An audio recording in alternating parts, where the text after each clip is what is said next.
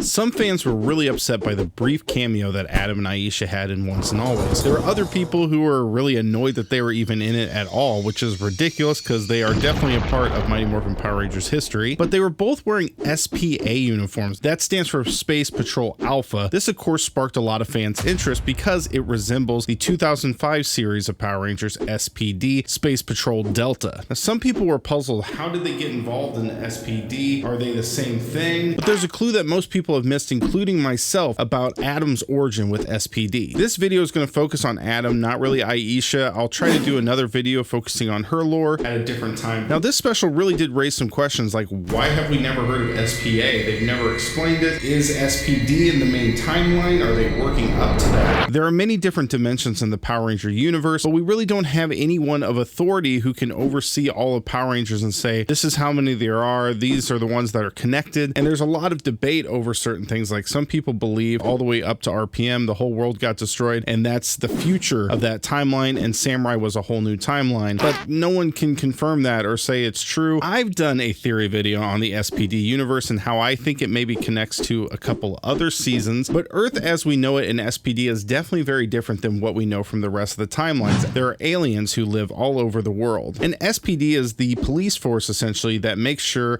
that aliens and humans can get along together. Personally, I never thought SPD would be the main timeline, but of course in Once and Always it proved that it is going to be in the main timeline. Or did it? Adam has come back several times throughout the franchise, the first one being in space where he comes back to help mentor Carlos. He came back again during Operation Overdrive, and then of course coming back for Once and Always. During the in space episode he came back for, he used the Mastodon morpher, which of course is broken. The powers were destroyed essentially, but he still had a cracked coin in a morpher. And to our knowledge as Power Ranger fans, this is the first time in canon we've seen somebody actually attempt to reconnect with those powers that were lost. Now what this established in the Power Rangers lore is actually very, very important. Up to this point we really thought of Power Ranger powers being destroyed and no way to ever get them back, but him connecting back to the Mastodon powers showed us that those powers are still in the morphing grid. We just lost our connection to them. Now this is where I'm starting to theorize, but I think it might be safe to assume that at this point Adam contacted Billy on Aquitar and told him about this attempt to reconnect with the coin and that it was somewhat successful but not completely perfect. I think this might have been the moment that encouraged Billy to eventually come back to Earth, start Cranston Technologies, and start to work on the power coins and see if he can get their powers back. But I believe he wasn't successful at first, considering Tommy and Dino Thunder never had his old powers, although he should have access to his Zeo powers still. Those weren't technically destroyed, and I have a whole video on that you can watch, which is all about how different Rangers regain their powers for the Forever Red episode. Through all of Billy's trials and test runs, he was not successful, but Adam did regain his powers during Once a Ranger in Operation Overdrive. The Sentinel Knight restored all of the Ranger powers.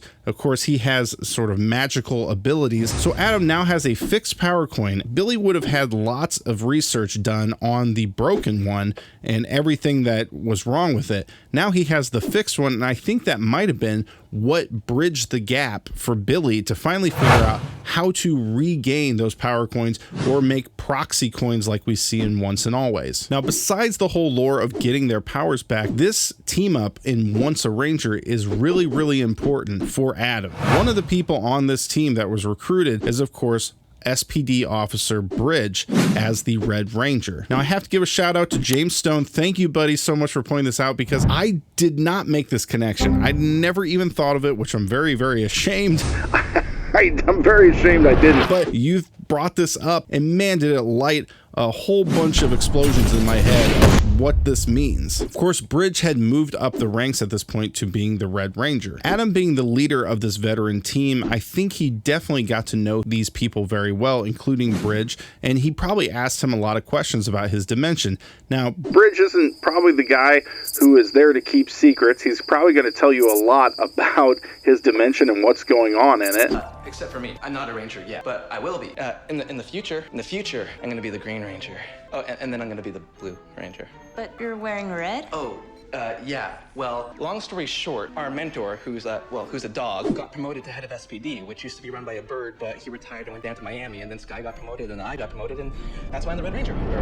Makes sense to me. Bridge was pulled out of the year 2027, which is 2 years after the main events of SPD. Since 2025, Sky moved on to being the Red Ranger. Bridge moved to being the Blue Ranger, which we see in the finale of the SPD season. We see Jack giving up being a Red Ranger and the team coming up. Now, there's no Green Ranger at that time, but we know that the new Green Ranger is named Lena Song. Sky was promoted to the commander and Bridge moved up to the Red Ranger. This new formed team of the Bees Squad is seen in the comic book Soul of the Dragon. Now, this is considered canon. This is a comic book that they do consider part of the live action universe. Soul of the Dragon was our Logan sort of ending to Tommy's character, seeing the end of his life. It's said that it's set 20 years after the events of Dino Thunder, which really actually doesn't work out in the timeline, and so there's some questioning on that whole thing, but you know, it's 20-ish years, they really should say. Under Bridge's leadership as the Red Ranger, Lena Song moved from the Green Ranger to the Blue Ranger position,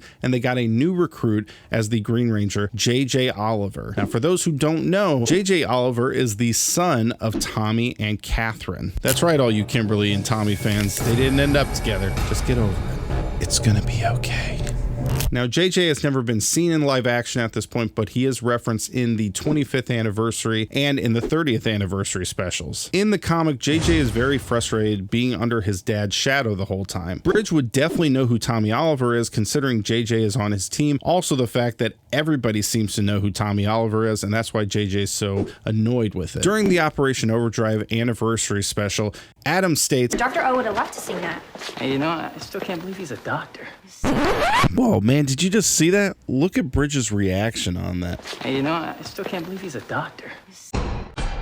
Now, was that a acting choice that is 150% coincidence? I know this wasn't planned, but He does make a facial expression like, duh. Everybody knows who Tommy Oliver is, and maybe it was a character choice because he's from the future, so he knows about this stuff. I don't know. A lot of it, I think, could be the fact that he knows Tommy Oliver and he knows J.J. Oliver, and to him, well, of course he's a doctor. He's like a brilliant mind or whatever. Let's get back in the video. Which means that these Rangers probably had a conversation about who do you know, and Tommy Oliver definitely came up. Bridge would know who that is, and he probably said, yeah, that guy's son is on my team. Now, this is where the light bulb went off in my head. SPD was founded on the planet Sirius, which is where Doggy Kruger is from. In the season of SPD, SPA is never mentioned. And since it's set on Earth with SPD, why isn't SPA ever referenced as, you know, the start of it on Earth? Executive producer of the show, Simon Bennett, did state that they were foreshadowing the future where SPD comes in. So is this SPA thing breaking canon, or is this just how the timeline worked out? Here's what I think, and just remember, this is a conspiracy theory channel, so I'm not saying this is what is definitely happening in the show or this is canon. This is just what I'm thinking and maybe how they might take this story. I think SPA never actually existed in the main timeline as we saw it in the season of SPD. Because the Sentinel Knight brought Adam and Bridge together, Adam